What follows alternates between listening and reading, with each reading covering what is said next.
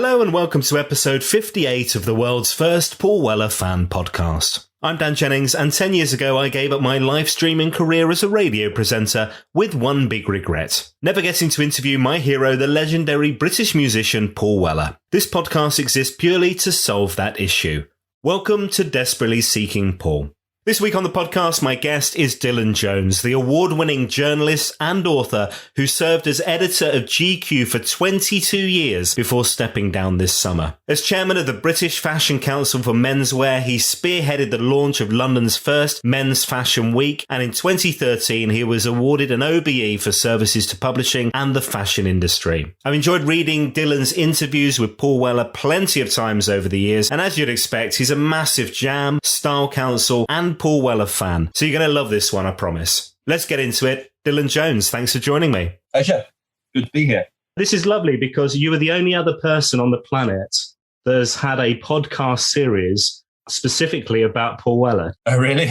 Yeah. It's just you and me, my friend. Just you and me. Very good. We're both in very good company. Let's kick things off. This is obviously the Paul Weller fan podcast, and I know that you're a huge, big fan, and we'll get into some of the work that you've done with Paul, the interviews, the conversations and stuff in a bit too. But when was it you first fell in love with the music of Paul Weller? Well, I first saw the Jam.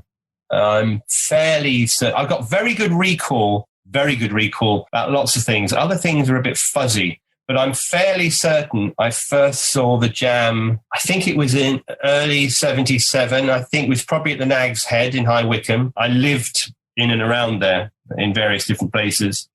And I used to go to the Nag's Head a lot. And I probably first started going when I was about 14, 15. And you see a lot of the pub rock bands like Alberto Wailos, Trios Paranoias, Kurzel Flyers, Eggs Over Easy, Dr. Feelgood. Dr. Feelgood was a real kind of moment. That was extraordinary. And then I would have seen the Jam, I don't think it was 76, so I think it was February 77. And because the Nag's Head was run by Ron Watts, who also used to run the 100 Club. So whoever played at the 100 Club would invariably end up playing the Nag's Head or vice versa. That would have been the first time. And then of all the people I saw, and I saw a lot of punk gigs, I saw everybody apart from the Pistols. I saw literally everybody. And I think I saw the Jam more than any other band, which meant the group that I probably saw more than anyone else was the New Hearts, who were this dreadful band run by Ian Page, who turned into Secret Affair. They probably weren't dreadful at all, but compared to the Jam, they were. And they seemed to be supporting everybody, particularly the Jam. And so I must have seen them a dozen times, maybe more. I can't remember. But anyway, yeah, that's almost certainly the first time that I saw the Jam. And what was it about their music and that live performance that connected with you? Well, on the one hand, it was the fact that punk was happening anyway. I was the right age. I was 16, 17. So as much as I still loved lots of other types of music in terms of energy and having that live experience, that was something that couldn't really be replicated. And at the time, I still had fairly long hair. I'd still go to big concerts by the likes of Pink Floyd and Todd Rundgren and people like that. I was obsessive about going to all these punk gigs, usually by myself, actually. And I go up to London by myself, and I go to the Nag's Head by myself. And because lots of my friends were sort of on the fence. Some of them thought it was terrible. Some of them liked it. And I was still at that age where I was exploring music. And I thought that just because I love punk, I'm not going to suddenly ditch everything else, because I was discovering lots of other worlds. And I love that. And I still do that now. There's a lot of hypocrisy, as you know, in our appreciation of music. And even though I occasionally fell into it myself or subscribed to it, I didn't really, because there were lots of the old, there was a lot of the old music that you weren't allowed to like anymore that I still liked.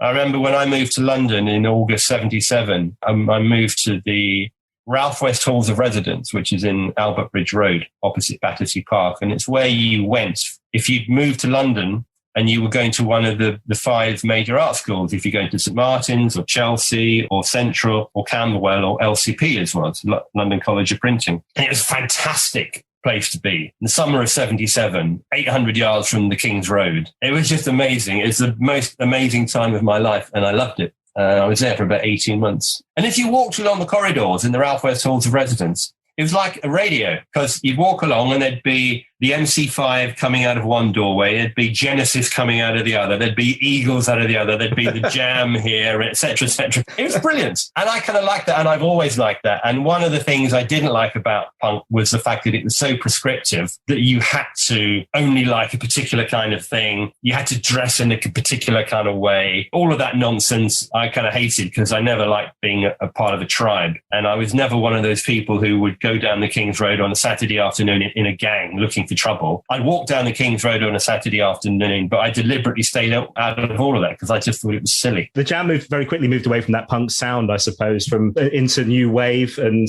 their sound develops very quickly, and that was driven obviously by Paul as a songwriter as much as the sound of the Bruce and Rick as well. But you went along with them with that ride as well, clearly. I did. But if you cast your mind back, at the time, the music papers were full of all these acts because they sold. But I don't remember reading any interview with anyone, whether it was the Pistols or X-Ray Specs or the Jam or the Clash or Buzzcocks or anybody who admitted being a punk. They thought the whole sort of punk umbrella was awful, and everyone was about being an individual. And it was actually the second stream, the sort of second generation of punk groups, late 77, 78, who were punk groups, and they were very proud of the fact that they were a punk group. But most of the people who were in it at the beginning didn't really like being under that umbrella. And I don't think Paul did, actually. I don't think that...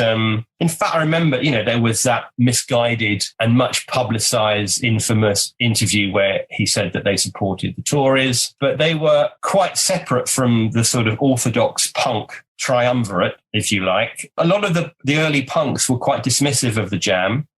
And there was a kind of war of attrition, I think, between both the groups and their followers and the Jam and their followers. So right from the beginning, I think that they were particular and they were separate, and it was no surprise that they wanted to move on quite quickly. And take us through what it was like to be in a Jam gig then. What was the live performance like? Can you remember how many you went to, roughly? Probably a dozen, a lot. I seem to remember going to the Red Cow a lot and seeing the Jam. I don't know. I mean, there are periods in my life that are so blurry. It's like going to nightclubs in the early 80s. You kind of remember being there and you kind of remember what you did, but specifics and where you actually were, they get blurred. But I saw them a lot. But again, I have to say that, yes, I loved the Jam and I loved going to their concerts, but it was fundamentally because they were in small environments. They were clubs. And when the Jam started becoming much more popular, I perhaps saw them at, I don't know, I may have seen them at the Lyceum or the Electric Ballroom or Hammersmith Odeon. I can't really remember. I think I saw them at the Odeon. But when they started to get bigger than that, I lost interest. And I think that was a time of my life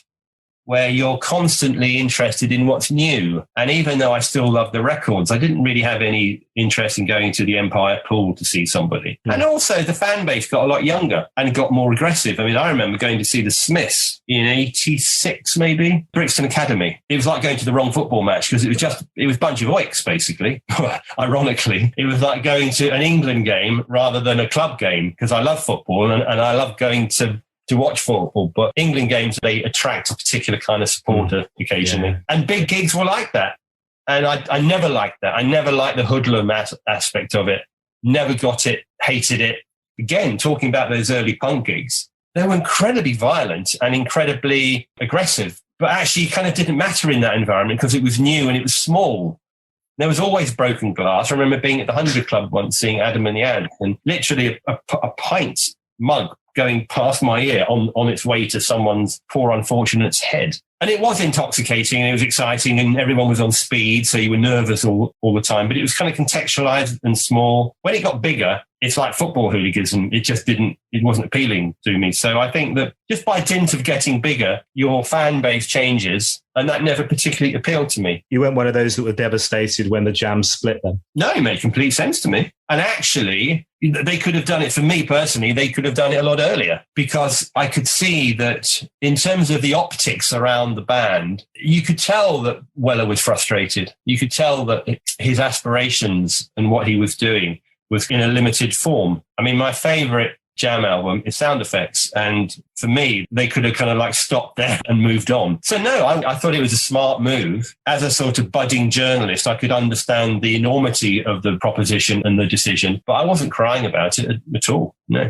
The 80s is clearly a big passion for you as a writer. You've written a few times about that as a decade, and the new book, Shiny and New, 10 moments of pop genius that defined the 1980s. We've had Sweet Dreams, where you looked at the story of new romantics and the club culture and style culture, and we'll talk about fashion in a sec as well. The Style Council, obviously a big band in that time as well, amongst others, Culture Club, Wham, Soft Cell, Duran Duran, etc. Where does the Style Council stand up for you? Was that something that floated your boat? Style Council, I'm with Bob Elms on this. The Style Council were better than the Jam. Deal with it. Brilliant. I loved them. I loved everything about them. I thought that the music was great. I thought they were funny. I thought they were ironic. They were cool. It was another opportunity for him to be kind of dismissive of the industry, which again, I enjoyed. They were great. The thing I liked about them was that they were, in their own little way, I don't mean that in a patronizing way, but in their own way, they were completely dismissive of the world that they were in. It's like, well, we're going to do this. We're going to start an album with an instrumental. We're going to dress up and go boating, and we're going to do... It was playful, and the image was good. But also, fundamentally, it always comes back to one thing, which is content. And the songs were great. And it was a real joy to see him writing in different idioms, in different genres, and just growing as a songwriter. And I thought that was great. They were terrific.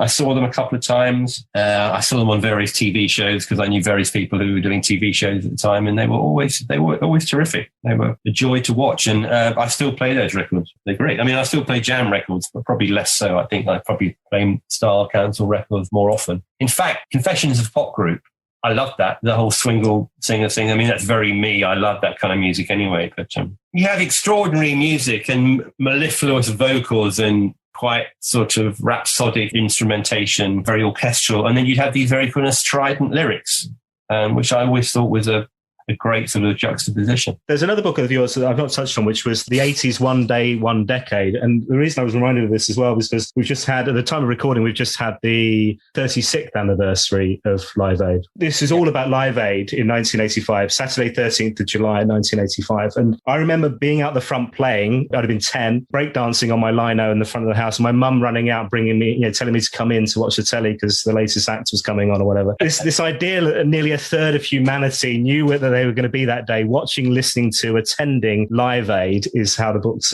set up. And the Style Council was second act on, but an incredible event to witness and to write about, I would imagine. Yeah, it was great being there. It never occurred to me to write about it. And then I was talking with an editor one day, and we were talking about, there was an anniversary coming up, and we kind of discussed it. And then as I got into it, I didn't just want to write a book about the event or the groups or the record or the charity. I wanted to write about the decade, so I wrote about the decade through the event. But one of the salient things about that event, it's acknowledged now, is that, and I felt this at the time as a consumer as well as a journalist, is that the people who benefited from the British Live Aid concert were the so-called legacy performers. Those performers who were probably only in their 30s and 40s at the time, because all the new bands are at the front. You had Spandau, you had Sade, Style Council, Adam and the Ants, the Rats, maybe a few others. And actually, I didn't think they suited the environment. I think those acts were acts that were suited to smaller environments. And actually, as the day went on and the sun came down, and you had rather more dramatic lighting, it was the so-called legacy artists, or who would become legacy artists, like The Who, like Queen, like U2, even though U2 are relatively recent arrivals, McCartney, etc., Bowie.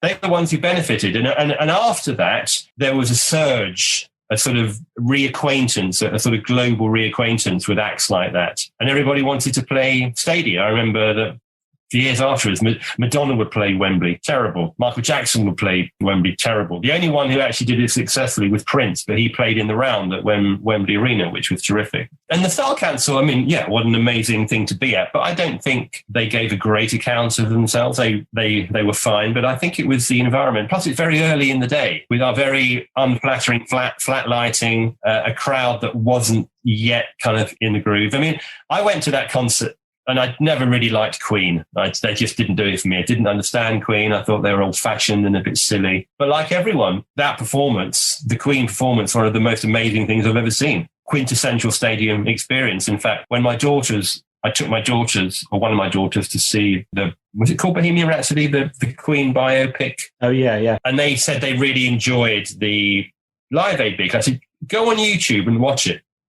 You'll be amazed. It's extraordinary. Absolutely extraordinary. Conversely, I remember at one point we were so far, and there was one point we went to get something to eat. We were so far away from the stage that when U2 came on, my girlfriend thought they were playing in Philadelphia. True story. It was a great day, but in terms of what we're talking about, I think it was great to be at, but I don't think it was an extraordinary performance by the Style Council, honestly. One thing you could say about them on that performance, and pretty much all of them, to be fair, is they look pretty sharp. The white Levi's and all that, they look pretty sharp. Fashion has played such a big part in your life as a journalist and writer, and I know it's a huge, big passion point. That's something you share with Paul Weller, clearly. I mean, he's always somebody who's well-dressed, but also somebody who, whenever he launches his own range or recommends something, it immediately sells out. What is that love of fashion for you? And presumably you've talked with Paul about that quite a bit, I would imagine. Trust me. When you're in a room with Paul Weller, you're not the best dressed person in the room. Yeah. I mean, he takes it to obsessional heights, and it's kind of extraordinary. And I take my hat off to him. He really cares. It's genuine. There's another friend of mine who's also an ex-mod. I say ex, I mean, he's a mod, but he's 60. And he's as obsessive as Paul is. It's something to behold. And I think it's really impressive. I think it's great.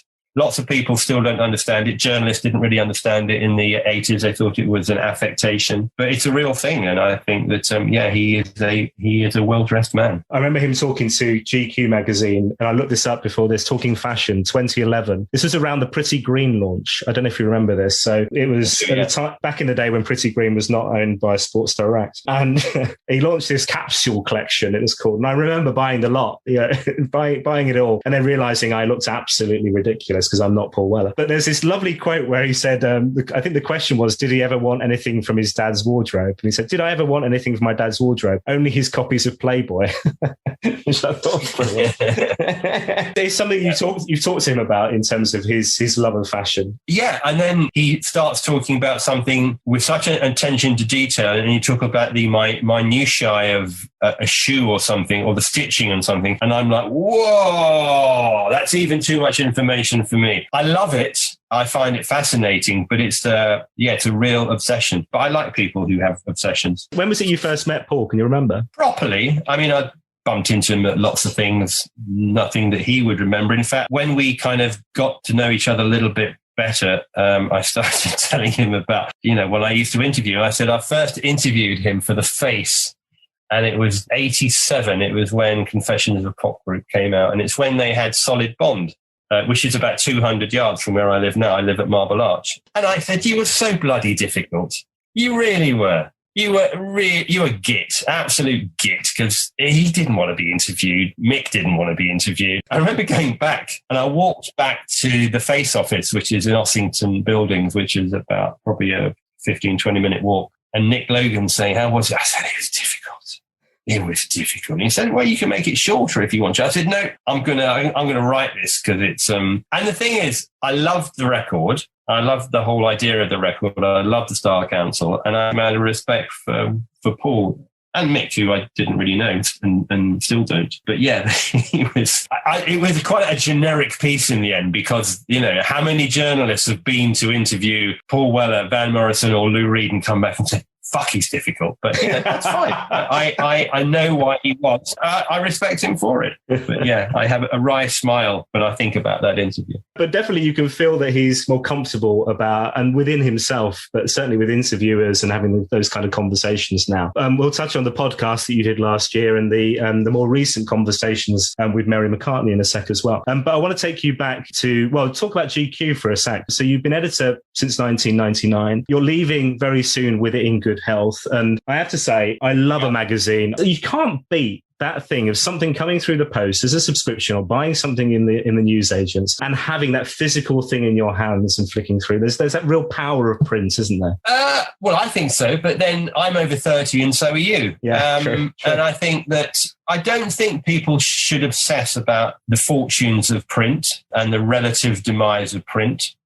I don't think that's particularly important. I think what is important is to protect editorial, to protect content. And it is possible. And print, in some respects, is dying, and in other respects, it isn't. If you look at what Mark Thompson has done at the New York Times, you look at the great success that the New Yorker's had with subscription model, you look at The Economist, you look at the FT, you look at the Telegraph, you look at the Times, you look at the Sunday Times. Actually, if you look at the way that the Guardian has been supported by its kind of begging bowl policy, I mean, it's people will pay for good content, for news, for quality journalism. And I think we are entering a world where there is a reappreciation of expertise, and I think people will pay for quality writing, and I don't think that's going away. Yeah, no, I agree. As part of GQ, Paul's featured many times front cover. I think looking back, even back to like 97 around Heavy Soul, he was featured from that point, which I know was just before your time. But 2018, he was awarded the Songwriter of the Year at your Men of the Year Awards. I don't know if you remember that night. Of course I remember. I remember all of them. We used to go, in the early days when we launched it, we used to go through this sort of process of sort of suggesting things to the readers. And in the end, I just said, look, we're choosing them. We are arbiters, okay?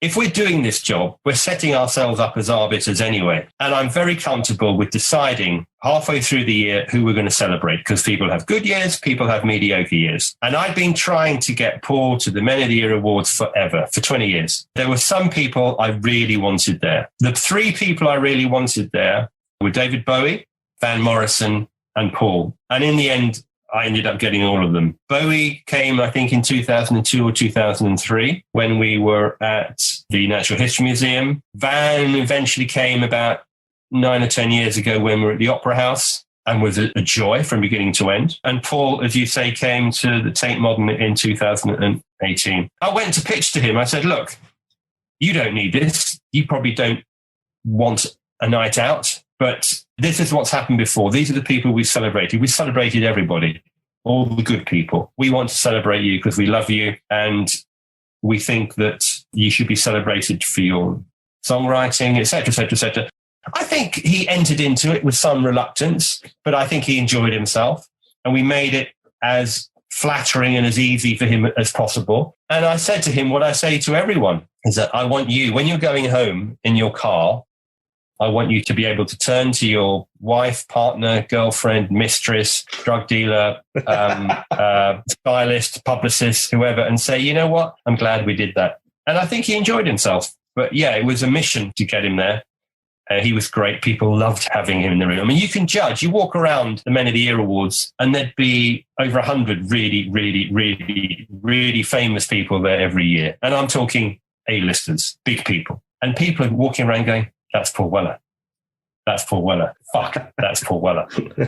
Says it all. And it was Paul Weller. It definitely was Paul Weller. And that was at True Meanings point, was the latest album at that moment. And it's amazing now to think what we've had since, supported by lockdown in a way, giving us the extra album of Fat Pop Volume 1. But what did you make of that trio in terms of True Meanings, On Sunset, and then Fat Pop? I'm a fan, obviously, but they are near masterpieces, all of them. And I think that he's obviously having a purple patch at the moment. And I think it's a combination of many things. I think it's a combination of unbelievable focus. I think it's a feeling, a sense perhaps that there are only going to be so many Paul Weller records left. And why not make everyone Sgt. Pepper? But the thing that you can't legislate for, and the thing which is perhaps surprising, is the fact that he's not only as good a songwriter as he's ever been, but he might actually be better now than he was 10, 20, 30, 40 years ago.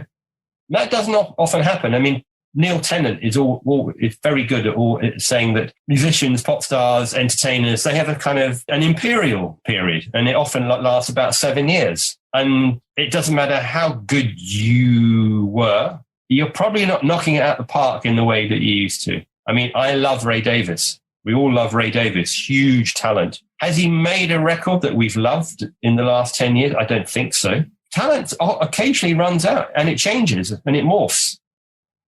And you come back and you don't come back. And very rare for an artist, as you know, to have that continued sort of to punch at a consistent height or level or pitch or intensity for that long.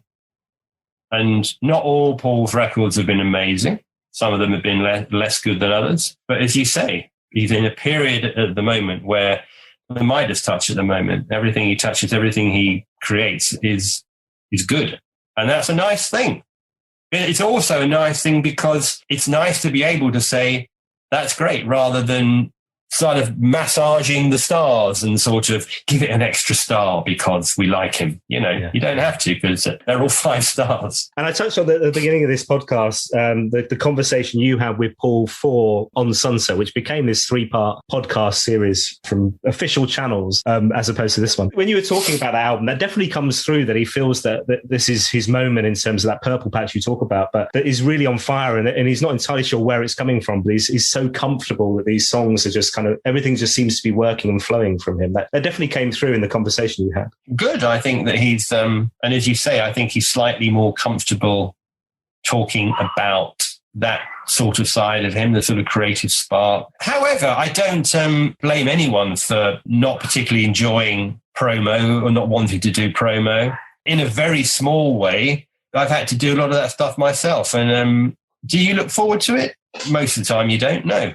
I mean, it's just stuff. It's just stuff you got to do to plug whatever you're doing. And it's nice to be able to talk to someone, whether you're being interviewed or you are interviewing someone else, where there is a genuine interest in having a conversation, because conversations are always more interesting than just Q&A. But I don't think that's particular to me. I think that he's in a period where he is probably more interested or more prepared to talk to journalists and writers than he has been before. Plus, a lot of it is to do, I mean, people say about Van Morrison that there are 2 types of people who like Van Morrison and people who have met him. And it's a funny line, but it's not actually true. And what Van doesn't like is people who don't know anything about his work or ask the same old questions. And he's like, why am I going to sit down for an hour with someone I've never met before? I'm never going to meet again. He's probably going to write something. 15% of it I'm not going to like. It's like, he doesn't have to do that. He's Van Morrison. There was this lovely piece in GQ in June,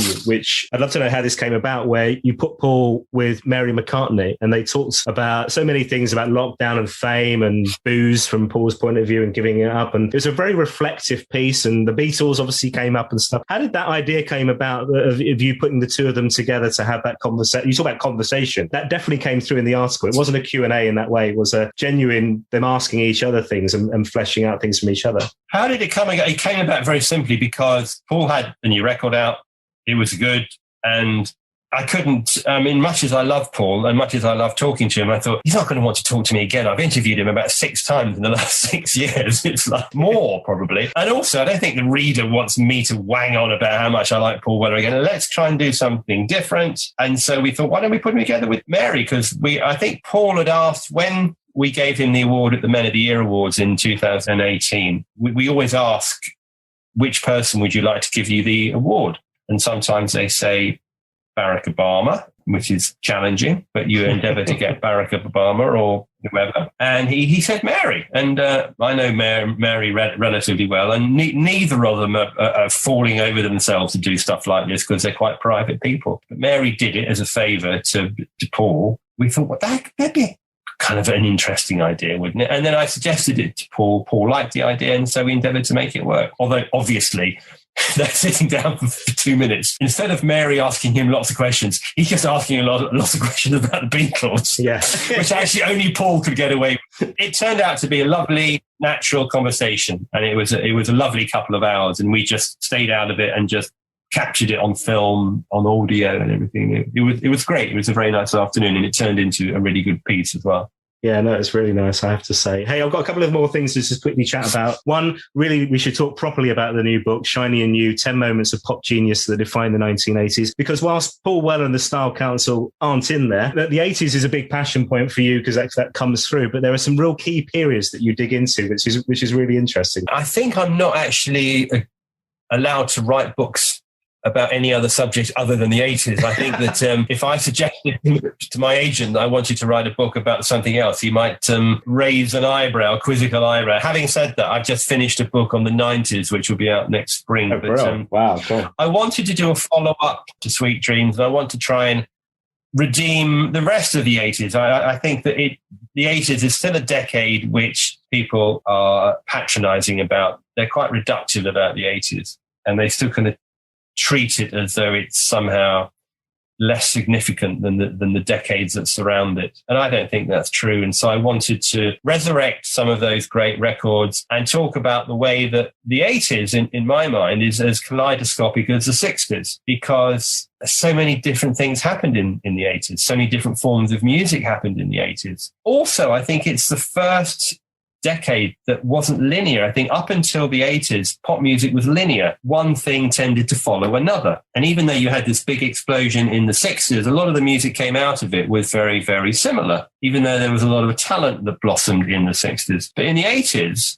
driven principally by technology, you had this sort of kaleidoscopic amount of different types of music. And I think it's when music became atomized. There was something for everyone. There were lots of little mini genres. Plus, it was a very vibrant period for protest songs. People don't think of the 80s as being a decade of protest songs. The 80s is responsible for the most commercially successful protest song of all time, which was Do They Know It's Christmas, the Band-Aid record. Plus you had Ghost Town. Plus you had Free Nelson Mandela. Plus you had Prince writing Sign of the Times. You had all these extraordinary records which were writing about the ills of society and societal changes, and they were very important. So I talk about rap. I start the book with Rapper's Delight. I end with Fight the Power. But I talk about the theme from S Express, talking about Acid House, Prince, Sign of the Times, Indie with the Smiths, The Look of Love, Ghost Town, Blue Monday, an extraordinary record. It's almost like a genre in itself. And then I talk about the way that technology afforded huge fame to the likes of Madonna, Prince, Bruce Springsteen, etc., etc. So yeah, it's another book that try and reclaims the 80s. It's so weird to think that, when we look at, sat here in 2021, looking back at the 80s now, 30 plus years ago, that in the 80s, if you were looking back, you'd have been talking about the 1950s. To me, the 1980s feels like yesterday. It's so bizarre how time flies so quickly. I mean, the pop stars of the time were huge, weren't they? When you talk about people like Madonna and Prince and Michael Jackson, and I know you weren't a big fan of the stadium gig like you mentioned, but I remember going to the Bad tour at Wembley and Jackson, and I mean, they were colossal, how huge those were as pop megastars, weren't they? Pop stars were different in the 80s, and it was the first time that they really became global. Yeah, you had the Beatles and the Stones, but apart from that beforehand, you didn't have bands and acts and performers who were globally successful in the way that they were in the 80s, principally due to television and MTV and the way that media had exploded. So it's a combination of media and technology afforded these people huge platforms. Also, I think that you look at pop now, and I think it's always very dangerous for any person to say, well, pop music was better in my day, because it just plainly isn't true. And if you're 15 now, the music you're consuming now that's your best music in the world. However, I think there are fewer pop stars now. A lot of music has become very generic. It's impossible to sign. I mean, record companies don't sign rock acts anymore because they don't stream. It's hip hop, or it's pop, or it's modern R&B. And most pop records now are dance records anyway. So in some respects, music has become more generic. It might be more exciting. And if a 15-year-old tells me so, they have to be right by dint of their age. But also the other thing about the 80s is that those decades, they live forever. And because of the way we consume music now, that if you like the 80s are there in a kind of parallel universe. It's like the 60s or 70s. I love going to America. You get out the airport, you get into your car, and you can just press, you just go along the dial, just like 50s, 60s, 70s, 80s, 90s. etc. And that's your world. And it's a completely legitimate world. And it's completely legitimate to exist in that world, which is funny. So you can access the 80s anytime you want to. The 80s are never going to leave us. They're always there. Yeah, and you only need to look at the massive success of stations like, Absolute Radio 80s, Heart 80s, which came off the back of that as well in competition. They get huge listener numbers. People love that music, love that time, don't they? Dylan, this has been so lovely to spend time with you. Thank you so much. I've got a couple of questions before you go. First one, you're allowed one Paul Weller song for the rest of your life. It can be The Jam, The Style Council, or solo. Which one are you going to go with? It has to be Butterfly Collector. Oh, nice choice. The Jam B-side or the Days of Speed solo? Jam B-side. I played it to death. In when you're younger, you tend to play. I remember years ago getting onto this subject, and Ooh La La by The Faces is one of my favorite records, right? It's not a very good record. It just isn't. But when I was 13, I played that record to death. And in those days, you played something until you liked it. And for me, it's up there with Ziggy Stardust or Dark Side of the Moon or Sgt. Pepper. It's an amazing record. It probably isn't that good, but in my mind it is. But Butterfly Collector is actually a very good song. It is a great performance. And it's also very evocative of that period. So yeah, that would be the answer to that question. Great choice, great choice. It's funny because I've just started getting back into vinyl again, having got rid of all my vinyl for CD because I was told that was the future, and then getting rid of CD for the world of MP3 because I thought it was clutter. Getting back into vinyl. But one thing I have realised with vinyl is it's very inconvenient. There's a lot of getting up and flipping things over.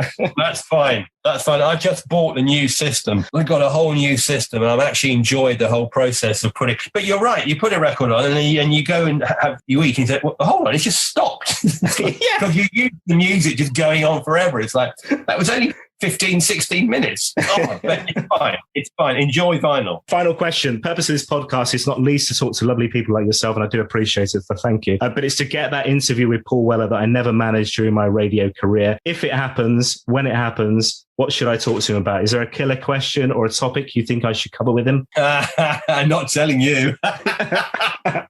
Route one is always the current project, because whatever you're doing currently, presently, right now, that's the thing people want to talk about. You can go off anywhere if you're smart enough. But yeah, just talk about what anyone's doing now, because that's what people care about more than anything else. Lovely. I'm looking forward to the book about the 90s next year. Will Paul Weller feature in that? Couldn't possibly say.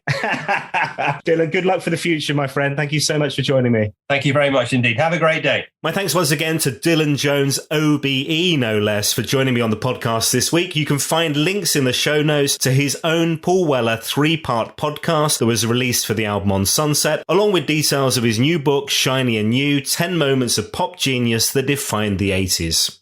Now, coming soon on the podcast, I'll be joined by some superfans known as the Jam Tarts. The incredible musician Declan O'Rourke is going to be on. We got broadcaster John Wilson coming up, author David Lyons, and Mr. Jam, John Abnett, to name a few of my very special guests. Make sure you subscribe or follow wherever you get your podcasts. That's Amazon, that's Apple, that's Spotify, and so many more places. You can leave a review. Please do. It helps us to find new listeners. And make sure you share this episode of the podcast on your social media channels, on Facebook, on Twitter, on Instagram, anywhere else you like. You can also buy me a coffee and find information about my guests in the show notes for this podcast. Get in touch on Twitter @WellerFanPod or on Instagram and Facebook. It's Paul Weller Fan Podcast. I'll see you next time.